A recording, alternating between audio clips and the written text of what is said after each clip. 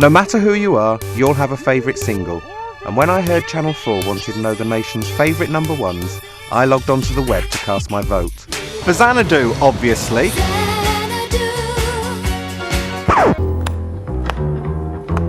Some say that stealing from big companies is a victimless crime.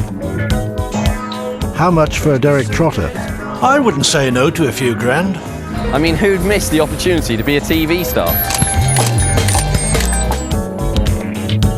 But strangely, we received just 4 tickets, and with them, a warning. But if that routine is tampered with, things can be confusing and highly frustrating. Maybe I've missed the point, but if there was a joke there, I didn't get it. And I wasn't the only one. So if most of us switched off, how can they justify their sudden change of schedule?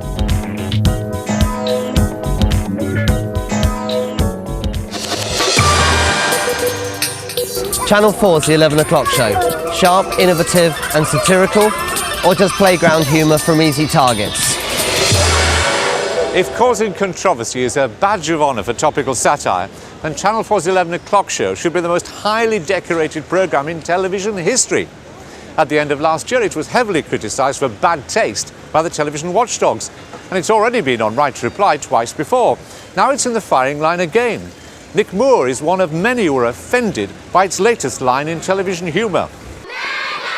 Queer, bender, puff, playground taunts. Name-calling most people grow out of when they leave the school gates for the last time. Everyone, it seems, except the writers of The 11 O'Clock Show. And if Channel 4 bleep that, you're a bunch of queers, all right? The 11 O'Clock Show bills itself as a news alternative. Channel 4's irreverent look at the day's headlines. But in my opinion, the latest series has substituted topical satire for blatant homophobia. Jean-Paul Gaultier has had £200,000 worth of clothes stolen. He said he was upset about the loss of the jackets and wanted to get his hands on the shirt lifters. With security forces amassing behind the aircraft, the hijackers surrendered when they feared that airport staff would be sent in to take them from the rear. I'm not alone in thinking the 11 O'Clock Show's audience deserves better. The show used to be cutting edge, but it's dwindled rapidly. Making gays and lesbians the target of attack does tremendous damage. I'm sick of the homophobia. I think that any satire sees it as part of its job to offend certain people a certain amount of the time. There probably is a distinction to be made, though, between public figures who are legitimate targets, often for satirists, and other sections of society who may feel a bit more victimised if they are the targets of satirists. Can this really be the channel that brought us the acclaimed Queer as Folk and So Graham Norton? How can they justify material that offends so many viewers? A show like the 11 O'Clock Show, you know, is by its nature going to offend some people, and we can't worry totally about not offending anybody, but I think you do also have a point, and it's a question of balance. And then all I can remember is that this guy just got out of the car and then he just went for me. Even though this sketch about road rage is fiction, and no doubt meant to be ironic, how did the 11 O'Clock Show ever think it was fit for broadcast? On realising the distressed victim is gay, the reporter turns on him. Your boyfriend? My partner, Tony. We've been together for 11 years. He was... But not the story I heard. I've spoken to Steve and he said you cut him up. I mean, you can't go around cutting people up. You muppet! Because it's still before the watershed, we've had to censor the following dialogue. The 11 O'Clock Show broadcasted in full. Right, which one of you fellas fancies a nice cuppa? Off. Strong satire may mean anything is fair game, but would the same sketch have abused the couple for being black or disabled? In my opinion, this is unnecessary abuse. There are actually quite a lot of jokes about disability and about refugees and about race issues, but actually I think in the first couple of weeks we did probably go overboard, and there were perhaps too many jokes with a gay theme, and I'm very sorry about that, and I think that's something that now has been addressed. You've apologised tonight on Right to Reply for the content of the programme. What guarantee is there that this won't all be forgotten within 2 or 3 weeks? Well, I think that this absolutely won't be forgotten. I wouldn't want to give gay people a special clause that we couldn't offend them but we could offend everybody else, but at the same time I wouldn't want to go out of our way to offend them any more than anybody else. This time the 11 o'clock show have admitted their mistakes and have promised to tone down the material in the future. But in my opinion, it should never have been broadcast in the first place, and I'm not convinced that mistakes won't happen again.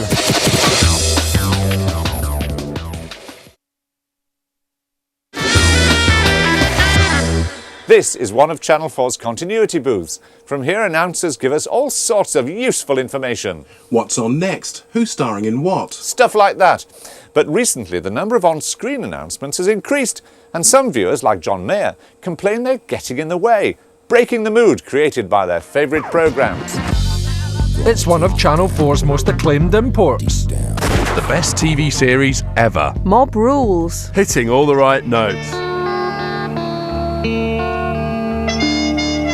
But as the drama peaks at the end of each show, in comes a Channel 4 announcer destroying the atmosphere.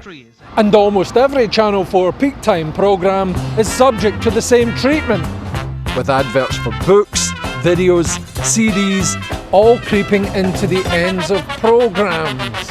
It seems Channel 4 don't trust us to stay tuned during the credits. Their new guidelines say they can now keep viewers watching Channel 4. Really? Are these the same viewers who've been complaining about it? This ruins the end of The Sopranos. Can Channel 4 announcers please shut up until the end of the programme? The ads should stay in the ad breaks.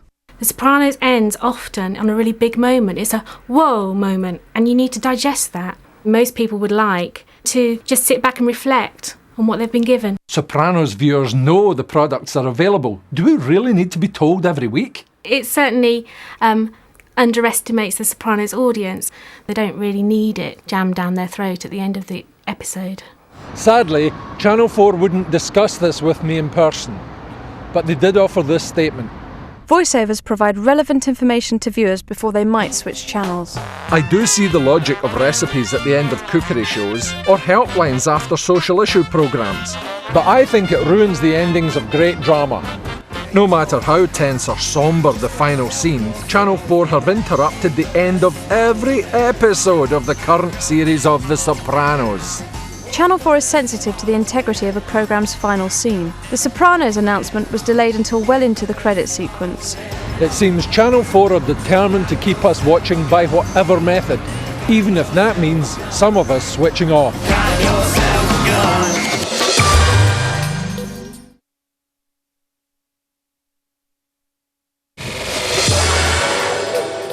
Channel 4 prides itself on distinctive original programmes.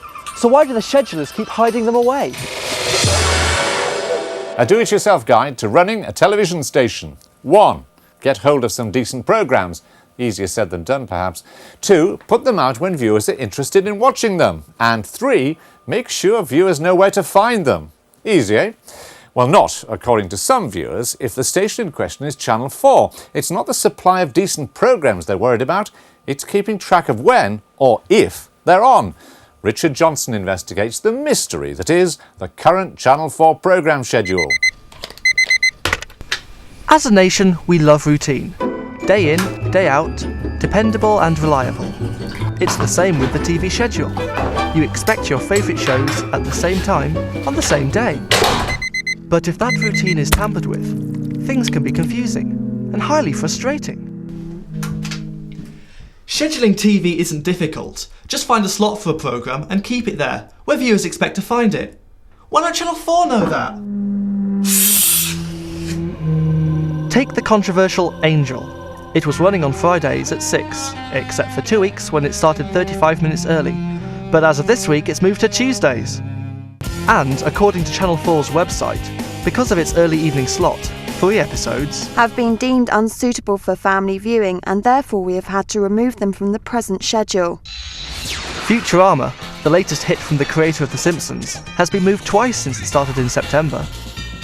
And fans of Stargate have deluged the channel with complaints after the show was completely dropped less than a third of the way through the series.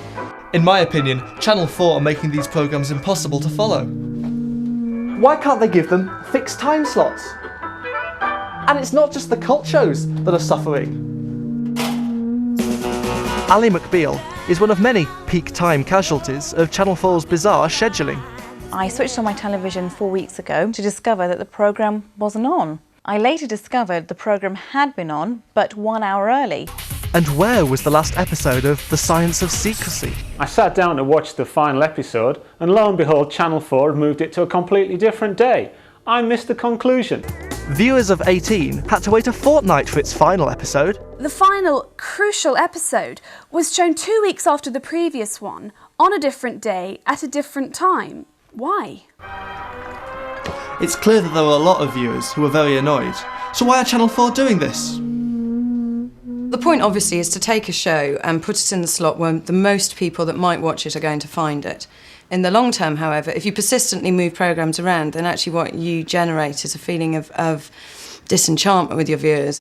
Even Brookside, the channel's flagship soap opera, has fallen foul of the schedulers. Since September, its Tuesday edition has been moved from its normal slot 7 times, and for 3 weeks wasn't on at all. And for the past 5 weeks, the Wednesday edition has been an hour long. None of these programmes have been moved due to breaking news stories or even big sporting events. So why can't Channel 4 find them a permanent home? The news round between BBC One and ITV, with everybody moving their primetime news bulletins around, is causing huge knock-on effects. Usually BBC 2 and Channel 4 stay out of the main battle on this and rise above the affray. Is joining a ratings war what Channel 4 should be about? No, it ought to perhaps try and have the confidence in its programmes to leave them where they are and to hope that its viewers come and find them. Channel 4 are making a habit of interfering with our habits. But they need to remember, if we can't find what we want, we still know where the remote is.